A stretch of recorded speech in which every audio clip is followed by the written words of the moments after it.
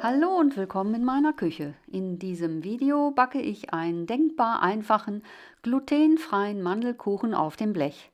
Das Besondere daran ist, dass man kein Eigelb benötigt, sondern Eiweißverwertung betreiben kann. Zunächst einmal heizt man den Ofen auf 180 Grad Celsius vor. Aus der Butter wird eine sogenannte Nussbutter hergestellt. Dazu gibt man sie in einen Topf und lässt sie bei mittlerer Hitze so lange schmoren, bis die darin enthaltenen Milchzuckeranteile karamellisieren und dabei braun werden.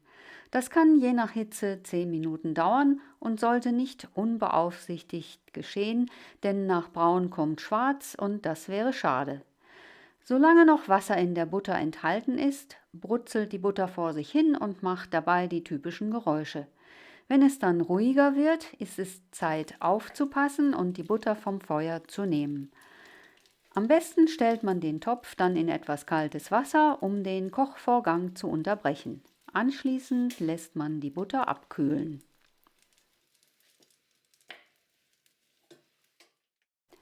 Bis es soweit ist, kann man das Backblech mit Backpapier auslegen und mit Butter bestreichen sowie die weiteren Zutaten abwiegen. In eine Rührschüssel habe ich 150 Gramm Eiweiß gegeben. Dort hinein gebe ich etwas Vanilleextrakt und rühre es ohne jeden Ehrgeiz unter. In eine andere Schüssel habe ich 100 Gramm gemahlene Mandeln gegeben. Dazu kommen 50 Gramm Haferflockenmehl und 130 Gramm Zucker. Alles wird mit einem Löffel nach und nach so lange untergerührt, bis sich die Zutaten gleichmäßig verteilt haben. Anschließend werden sie in das ungeschlagene Eiweiß gegeben und untergerührt. Man kann das auch einfach mit einem Löffel machen. Ist das geschehen, gibt man die mittlerweile abgekühlte Nussbutter darauf und rührt diese ebenfalls unter, bis eine homogene Masse entstanden ist.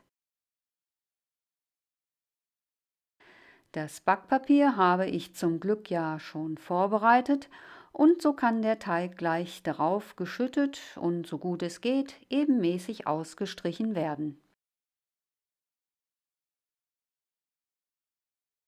Der Teig wird für ungefähr 10 bis 13 Minuten bei Ober-Unterhitze gebacken, aus dem Ofen genommen und auskühlen gelassen.